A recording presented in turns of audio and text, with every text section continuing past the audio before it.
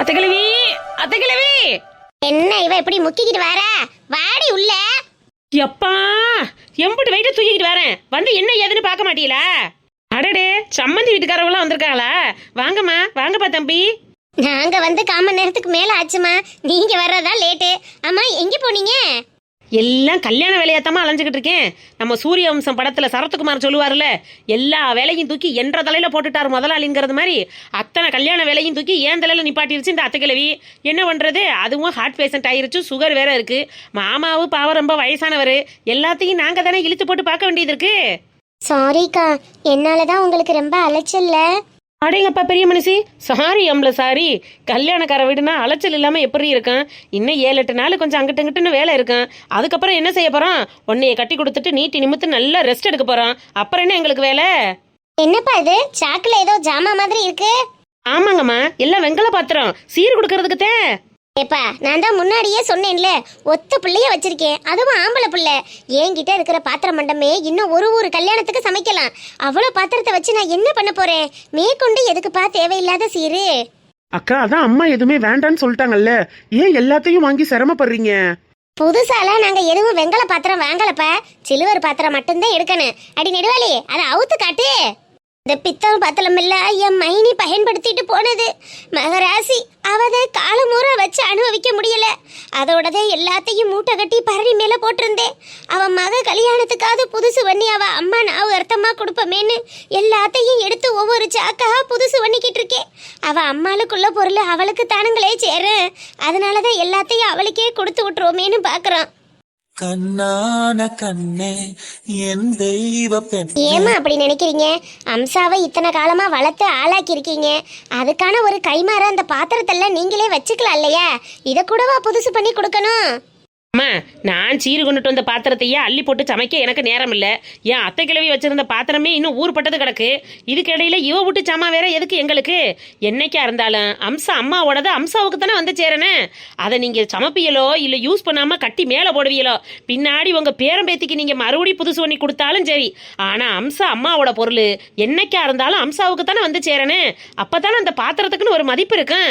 அத்தனையும் புதுசுமா, அம்புட்டும் பித்தளை பாத்திரம். அந்த காலத்துல பித்தளை எம்புட்டு வேலை எம்புட்டு அழுத்தம்னு உங்களுக்கே தெரியும்ல. இல்ல, நான் எதுக்கு சொன்னேன்னா, நீங்க சொல்ல வர்றது எனக்கு புரியுது சம்மந்தி. அவளை வளர்த்த கைமாருக்காக அவ ஆத்தா விட்டு பண்டம் பொருளை நான் எடுத்துக்கிட்டேன்னா, அவளை வளர்த்ததுலயும் ஆசவாசமா வச்சிருந்ததுலயும் அர்த்தமே இல்லாமையில போயிரு. வாழ தொடங்கும் இடம் நீதானே. என் அண்ணன் மக அமுசாவை 10 மாசம் சுமந்து இந்த அத்தை வயிற்றுல நான் பெக்கலைனாலும் என் மனசார அவளை நான் பெத்த மகளாத்தே நினைக்கிறேன். இன்னைக்குன்னு இல்லை, அவ கட்டி கொடுத்து உங்க வீட்டுக்கு வந்தாலும் என் மகதே, அதை யாராலையும் மாத்த முடியாது. அத்தை பெத்தாத்தேன் பிள்ளையா? ஏத்தா அமுசா, இந்த அத்தை உன்னைய பெத்தாத்தே, நீ எனக்கு பிள்ளையாடா? அம்மா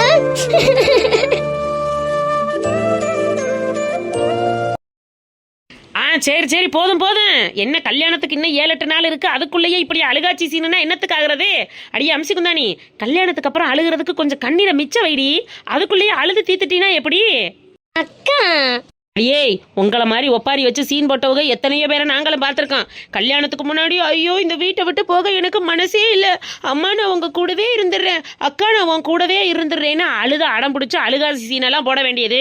ஆனால் கல்யாணம் ஆகி 1 மாதம் கழிச்சு, ஹலோ அம்மா எனக்கு கொஞ்சம் டைம் இல்லை, நான் அப்புறமே உனக்கு கால் பண்ணுறேன், என் புருஷனுக்கு நான் சமைச்சிட்டு இருக்கேன், என் மாமியாருக்கு நான் வடிச்சிட்டு இருக்கேன்னு அங்கனக்குள்ளேயே உட்காந்து ஜெல்லாயிர வேண்டியது. கூப்பிட்டா கூட ஒரு திருவிழா 4 கிழமையும் கூட பெத்தவளை வந்து எட்டி பார்க்கறது இல்லை.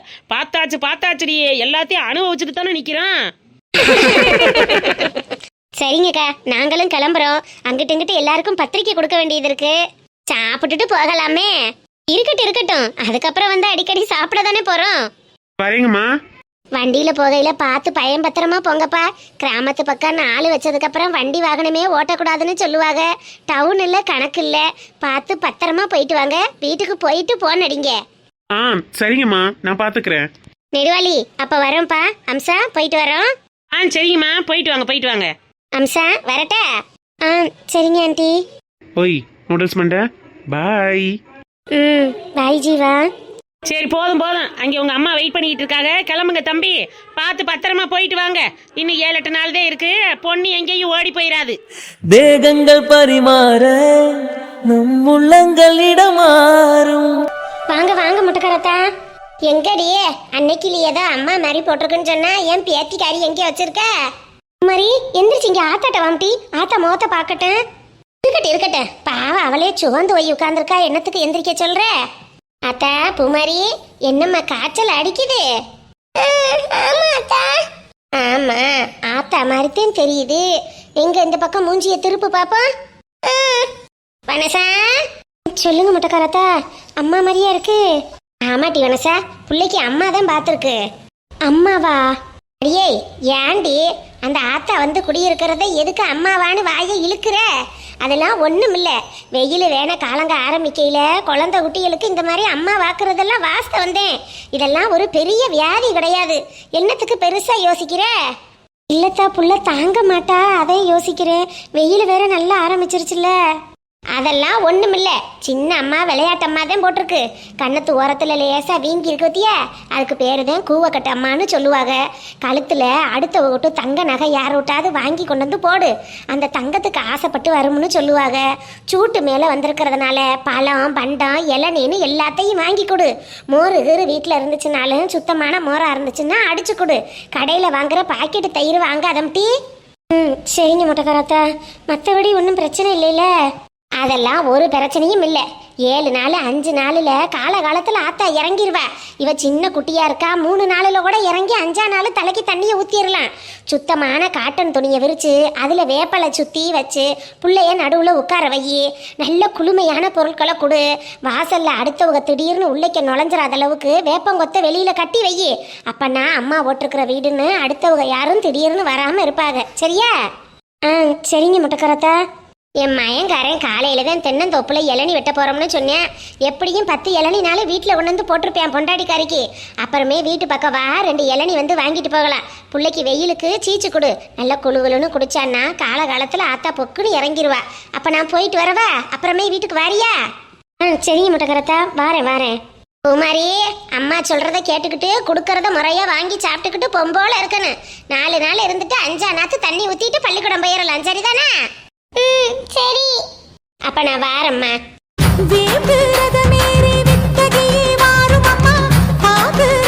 ஐயா காலையில என்ன சாப்பிட்டீங்க? காலையில ஒன்றும் சாப்பிடல சார். வாயில எது வச்சாலும் ஒரே கசப்பா இருக்கு. சாப்பாடே இறங்க மாட்டேங்குது. ஐயா ஒன்றும் பயப்படாதீங்க. எதுவுமே சாப்பிடாம இருக்கிறதுனால உடம்புல ஒன்றும் தெம்பில்ல. நான் ஊசி மாத்திரை கொடுத்தாலும் அதை தாங்குற அளவுக்கு உங்க உடம்புல சக்தி இல்லை. ஒரு 2 நாள் ஹாஸ்பிட்டல்ல அட்மிட் பண்ணிக்கிறீங்களா? இங்க இருந்து ட்ரிப்ஸ் ஏற்றி நரம்பூசி போட்டா கொஞ்சம் தேவையாகும். என்னையா சொல்றிய? 2 நாள் தங்கணுமா?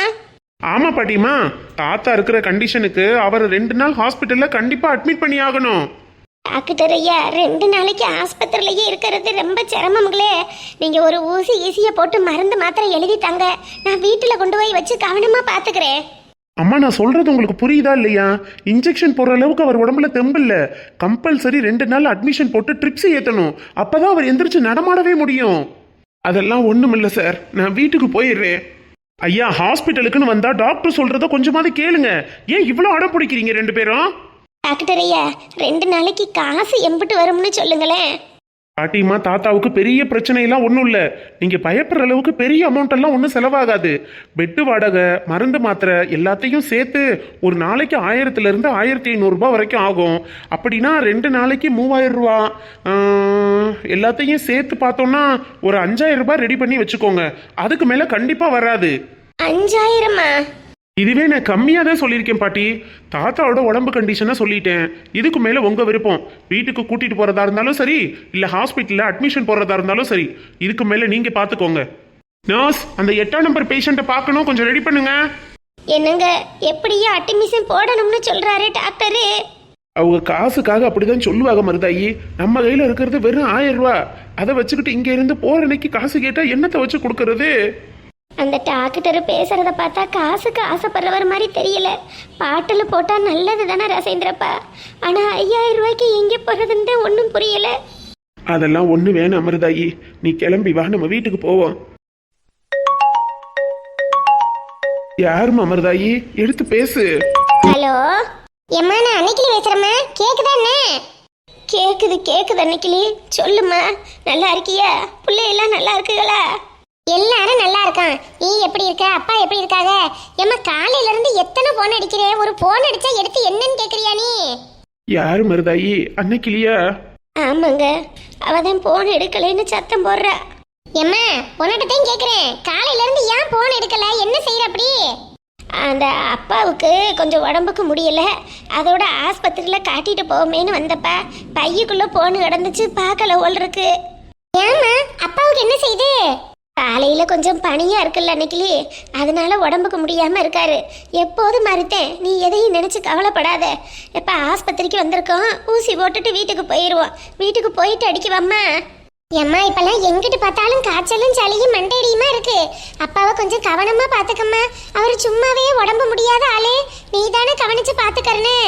பாத்துக்கிறேன் என்னைக்கிளி. நீனே கொணன்னு தான் என்னமோ மாதிரி பேசுற. உடம்ப பாத்துக்க, பிள்ளைகளை பத்திரமா பாத்துக்கம்மா. பாட்டி சொல்லுங்கம்மா. பாட்டி, டாக்டர் தாத்தாவுக்கு 2 நாள் அட்மிஷன் சொல்லியிருக்காங்க. நான் அட்மிஷன் போட்டுட்டுமா? இல்லப்பா, எங்க கிட்ட காசு இல்ல. நீங்க மருந்து மாத்திரை எழுதி தாங்க, நாங்க வீட்டுக்கு போயிடுறோம். தாத்தா, உங்க உடம்பு கண்டிஷன் சுத்தமா சரியில்லை, அதனாலதான் டாக்டர் அட்மிஷன் போட சொல்லியிருக்காங்க. ஏன் புரிஞ்சுக்க மாட்டேங்கிறீங்க? இல்லத்தா, எங்கள்கிட்ட 1000 ரூபா தான் இருக்கு. டாக்டர் 5000 ரூபா ஆகும்னு சொன்னாரு. அதுலயும் முன்ன பின்ன இருக்கலாம்ல. அம்பட்டு காசு எங்களால கொடுக்க முடியாதுத்தா. நாங்க வீட்டுக்கு போறோம்.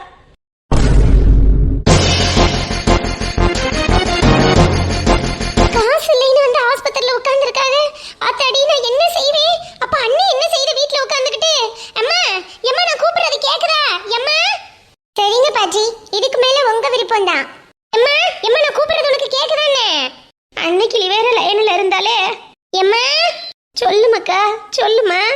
அம்மா, என்னமோ சும்மா வந்து ஆஸ்பத்திரியில ஊசி போட்டுட்டு கிளம்பிடுவோம்னு சொன்ன, அவங்க அட்மிஷன் போட சொல்றாங்க. ஆமா மக்கா, அப்பா உடம்புல தெம்பு இல்லையா, அதனால இருக்க சொல்றாங்க. சரிம்மா, இருக்க வேண்டியதானே.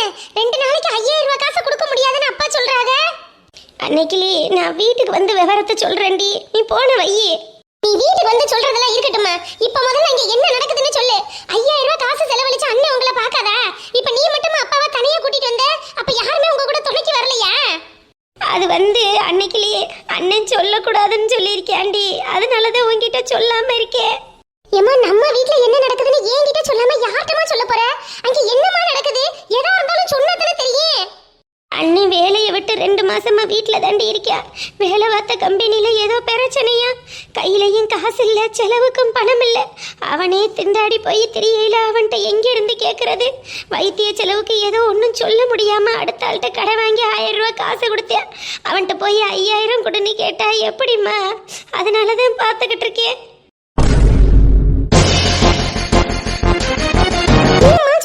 அண்ணனுக்கு வேலை இல்லையா? ஏமா இதெல்லாம் எதையுமே என்கிட்ட சொல்ல மாட்டேங்கிறிய? சரி, அதெல்லாம் விடு. நீ முதல்ல அட்மிஷனை போட்டு ஆஸ்பத்திரியில அப்பாவை சேரு. நான் உடனே காசு எடுத்துக்கிட்டு வரேன். நீ எல்லாம் ஒண்ணு வர வேணாண்டி, சொன்னா கேளு. மருதாயி தலைய சுத்திக்கிட்டு வருது. மருதாயி. ரசேந்திரப்பா, என்ன செய்து? என்னங்க பாட்டி, நீங்க தாத்தாவை பாத்துக்கோங்க, நான் போய் டாக்டர் கூட்டிட்டு வரேன். வேற ஓடுமா தங்கச்சி? அத்தாடி, நான் என்ன செய்வேன்? இப்படி கிடக்காரே. பயப்படாதீங்க பாட்டி, சாப்பிடாததுனால தாச்சாக்கு மயக்கம் வந்திருக்கும். நீங்க பாத்துக்கோங்க, நான் போய் டாக்டர் கூட்டிட்டு வரேன். வெரச ஓடுமா டாக்டர். என்னங்க ராசேந்திரப்பா. அத்தாடி, நான் என்ன செய்வேன்? அப்பாக்கு என்ன ஆச்சுன்னு தெரியலையே. எம்மா, நீ போன வச்சுட்டு அப்பாவை பாத்துக்க, நான் உடனே கிளம்பி வரேன். சரி மணிக்கிளி.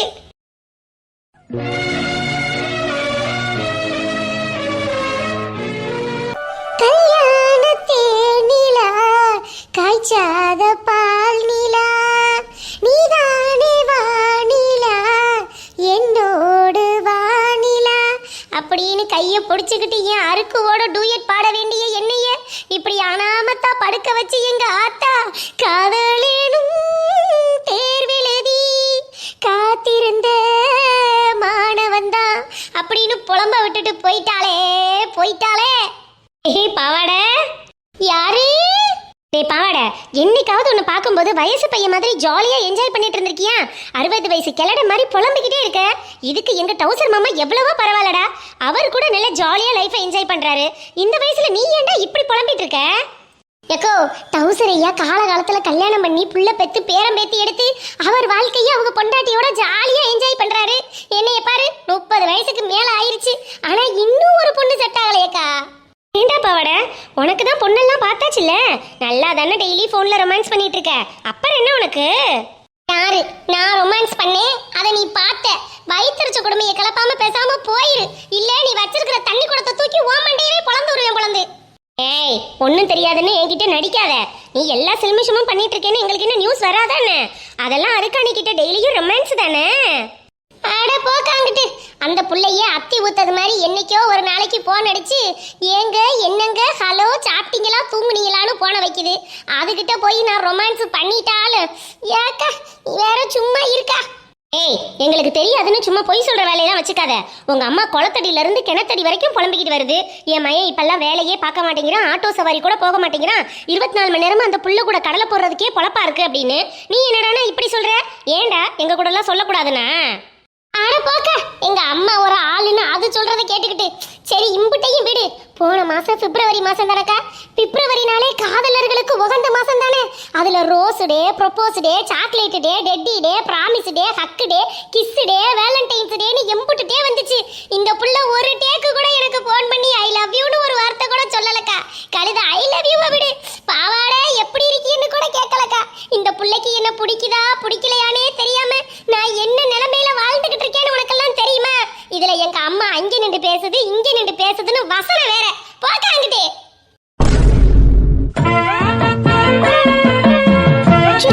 என்னடா பாவாடா இப்படி சொல்ற? ஒரு வார்த்தை கூட பேசலையா? நீ வச்சிருக்கிற தண்ணி குளத்து மேல சத்தியமா சொல்றக்கா, அந்த புள்ள இது வரைக்கும் ஐ லவ் யூன்னு ஒரு வார்த்தை கூட சொன்னதில்லக்கா. அதான் சொல்றனே, அதுக்கு என்ன பிடிக்குதா பிடிக்கலையான்னு கூட தெரியலக்கா. ஏக்கோ சரி சரி கவலைப்படாதடா, உன் வாழ்க்கையிலையும் வசந்தம் வீசும், நீ நம்பிக்கையோட இருடா பாவாடை. இப்போ உனக்கு என்ன வயசாயிடுச்சு? ஜஸ்ட் 32 தானே. அவன் 40 வயசுல கல்யாணம் பண்ணி 45 வயசுல பிள்ளை பெற்றுக்கிறான். உனக்கு 32 தானடா ஆகுது. 35க்குள்ள உனக்கு கண்டிப்பா கல்யாணம் ஆயிரும். நீ கவலையே படாத, தைரியமா இருடா பாவாடை, மனசை தேத்திக்கோ. ஏக்கா நீ எனக்காக வருத்தப்படுறியா இல்ல கிண்டல் பண்றியாக்கா? நீ என் தம்பி மாதிரிடா பாவாடை, உன்னை போய் நான் கிண்டல் பண்ணுவேனா? உனக்காக ஃபீல் பண்றேன்டா. இதெல்லாம் கூட நான் பொறுத்துக்குவேன்க்கா. நேத்து ஒருத்தன் ஆட்டோக்கு கிளீனரா வந்து வேலைக்கு சேரவான்னு கேட்டேன். வயசு என்னவோ 22 தான்க்கா. இதுக்கு முன்னாடி நீ என்னப்பா வேலை பார்த்தேன்னு நானும் விசாரிச்சேன். சரி ஏதோ ஒரு கம்பெனியில வேலை பார்த்திருப்பேன் அப்படி இப்படின்னு யோசிச்சு பார்த்தோம்னா கடைசியில சொல்றேன், நான் முன்னாடியே ஆட்டோ கிளீனரா தான் இருந்தேன். ஆனா எனக்கு 3 வயசுல ஒரு பொம்பளை பிள்ளையும் 2 வயசுல ஒரு ஆம்பளை பிள்ளையும் இருக்கு. நீங்க எனக்கு கிளீனரா வேலை கொடுக்கலைன்னா என் 2 பிள்ளையும் பொண்டாட்டியும் பட்டினியாத்தையும் கிடக்கும் ஆட்டோக்கார அண்ணே அப்படிங்கிறேன். 22 வயசு 23 வயசுல எல்லாம் 5 வயசு 3 வயசு பிள்ளைக்கு அப்பாவாயிடுறாங்க. 32 வயசுல ஒரு பொண்ணுக்கு புருஷனா கூட வேலை பார்க்க முடியலையேன்னு நினைக்கல மனசு எம்பிட்டு கஷ்டப்படுது தெரியுமாக்கா? அதெல்லாம் ஒரு ஃபீலிங்ஸ்க்கா. நீ போ போ. தம்பி நீ ஃபீல் பண்ணாதடா, உன் முகத்தை இந்த மாதிரி பாக்குறதுக்கே கஷ்டமா இருக்குடா பாவாடை. நீ கவலையை விடு.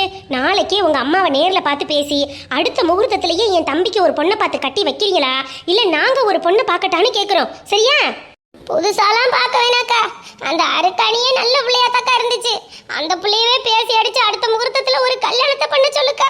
மனசுக்கு ரொம்ப கஷ்டமா இருக்குக்கா. அக்கா சரி சரி விடுறா பாவாடை, அதுக்காக இப்படி தலைவாசல்ல உட்காந்து மாங்கன்னு அழுதுகிட்டு இருப்பாங்க. அக்கம் பக்கத்துல உள்ளவங்க எல்லாம் ஒன்னும் தப்பா நினைக்க மாட்டாங்க. நானாச்சு உன் கல்யாணத்தை பேசி முடிக்கிறது, ஓகேவா? தைரியமா இருக்கணும். சரிக்கா சரிக்கா, இதே வார்த்தையை சொல்லிட்டு நெடுவாளியக்கா போகும். ஆனா போனது திரும்பியே வராது. இப்ப நீனாவது சொல்லிட்டு போற, உன் வார்த்தையை நான் நம்புறக்கா. பாப்பம்க்கா ஏக்கோ பாப்பம்க்கா, போயிட்டு வாக்கா. உறக்கமில்லாமல் அன்பே நான் எங்கும் மேக்கும் போதும். உங்களை தான்ப்பா எதிர்பார்த்துட்டு இருந்தேன். அப்பத்தா கிட்ட கேட்டீங்களா? அதெல்லாம் நறுக்குன்னு கேட்டுட்டு தாமா வர்றேன், கேட்காம எப்படி இருப்பேன்? சூப்பர்ப்பா, அப்பத்தா அது இதுன்னு எதையாவது சொல்லி சமாளிச்சிருப்பாங்களே. நான் கோயிலுக்கே போகலன்னு கூட சொல்லியிருப்பாங்களே. அம்மா அதெல்லாம் உங்க அப்பத்தாவை பத்தி எப்படி இப்படி தெளிவா தெரிஞ்சு வச்சிருக்க? அப்பத்தாவும் பாகம்பரியா கோயிலுக்கு போனோம்னு எங்ககிட்ட சமாளிச்சாங்க. நம்ம கொண்டுட்டு வந்த பர்ஸை எடுத்து கொடுக்கவும் உங்க அத்தை முகத்துல ஈ ஆடலையில அப்படியே உறைஞ்சு போய் நின்றுட்டாங்க அம்மா மகளும். இப்பவாது தெரிஞ்சுக்கிட்டீங்களாப்பா அத்தையும் அப்பத்தாவும் உங்ககிட்ட எப்படிலாம் கேம் ஆடுறாங்கன்னு? என்னடா செய்யறது, எனக்குன்னு தெரியாம இல்ல. ஆனா ஒரு சில சந்தர்ப்ப சூழ்நிலைகள் விட்டு கொடுக்க முடியல. என்ன பண்ண சொல்ற, பெத்து தொலைஞ்சிட்டாங்களே, அதனால இம்புட்டுனாலும் பார்த்தேன். ஆனா இனிமேலாம் விட மாட்டேன்ல. ஒவ்வொன்றையும் அவங்க பண்றதெல்லாம் அப்பப்ப நேருக்கு நேரம் கேட்டாதான் எனக்கு மனசு ஆறும். பாத்துக்குருவோம் இனிமே எந்த மூஞ்சியை வச்சுட்டு அப்பாட்ட வந்து பேசுறாங்கன்னு நானும் பாக்குறேன். இப்படிதான்ப்பா அப்பத்தாவே எல்லாத்தையும் பண்ணிட்டு அம்மா மேல தப்பு இருக்கிறது மாதிரி எல்லாத்தையும் உங்ககிட்ட போட்டு கொடுக்கும் தெரியுமா? நான் சின்ன பிள்ளைனால நான் சொல்றதை எப்போதுமே நீங்க எடுத்துக்க மாட்டீங்க. இப்ப பாத்தீங்களா, நேர்லயே எல்லாத்தையும் கண்டுபிடிச்சிட்டீங்க பாத்தீங்களா? சரி அதெல்லாம் விட, அப்பா பாத்துக்கிறேன். ஆமா, அம்மா எங்கம்மா? தேங்காய் பண்ணு வாங்கிட்டு வந்திருக்கேன், எடுத்து கொடுத்து சாப்பிட சொல்லு. அம்மா நீங்க கொடுத்தீங்கன்னு சொன்னா சாப்பிட மாட்டாங்கப்பா. ஃபர்ஸ்ட் நான் தான் வாங்கிட்டு வந்தேன்னு சொல்றேன். அம்மா சாப்பிட்டு முடிச்ச பிறகு நீங்க தான் வாங்கி கொடுத்தீங்கன்னு சொல்லிடுறேன், சரியா? அப்புறம் ஒன்றும் பண்ண முடியாதுல்ல.